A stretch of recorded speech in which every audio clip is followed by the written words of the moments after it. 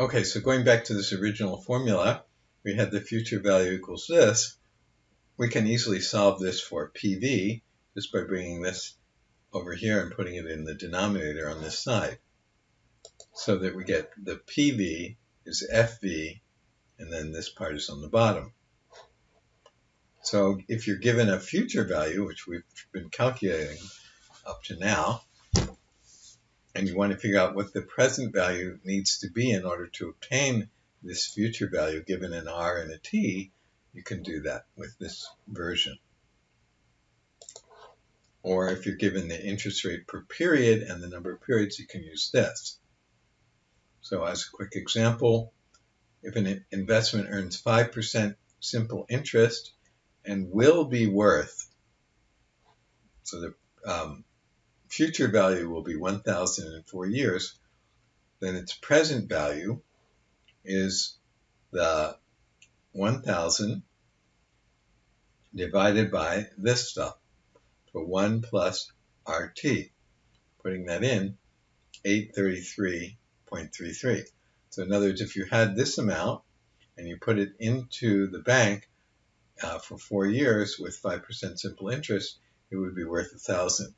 So we could say that that $1,000 in the future is worth this amount presently, because if you had this amount presently, you could put it into the bank and have it be worth 1,000 in the future. So this is an example of where you might use this kind of calculation, because when you get a U.S. Treasury bill called a T-bill, it's a short-term investment up to a year that you pay a set amount after a period of time. Sorry, that pay you a set amount after a period of time. So, like for example, a U.S. Treasury bill paying $10,000 after 6 months earns 3.67% simple annual interest. How much did it cost to buy it?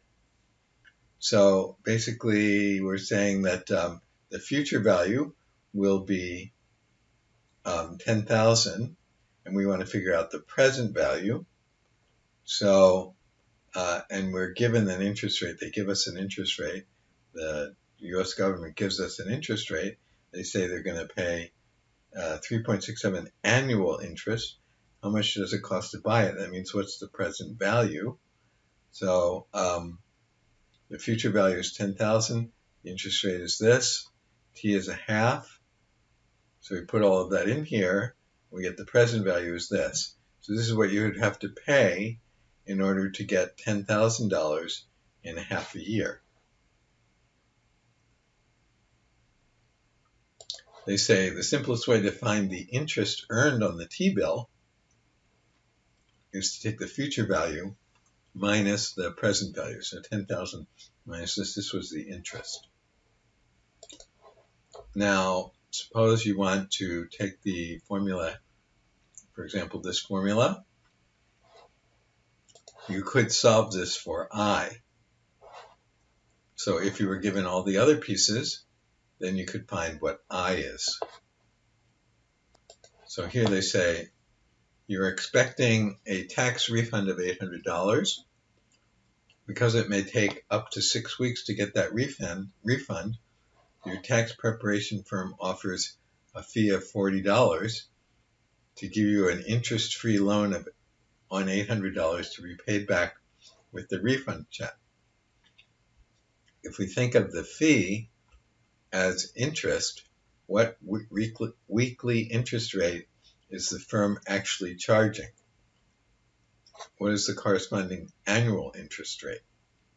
So if you view the $40 as interest, then the future value of the loan is $840. Thus we have to pay $840. The present value is $800, 6 weeks, and you can solve for I. So I turns out to be this, and then you can multiply that times 52, so you're actually paying a huge amount.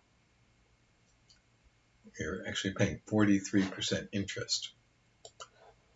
In other words, the firm is charging you 43% annual interest. Save your money and wait 6 weeks for your refund.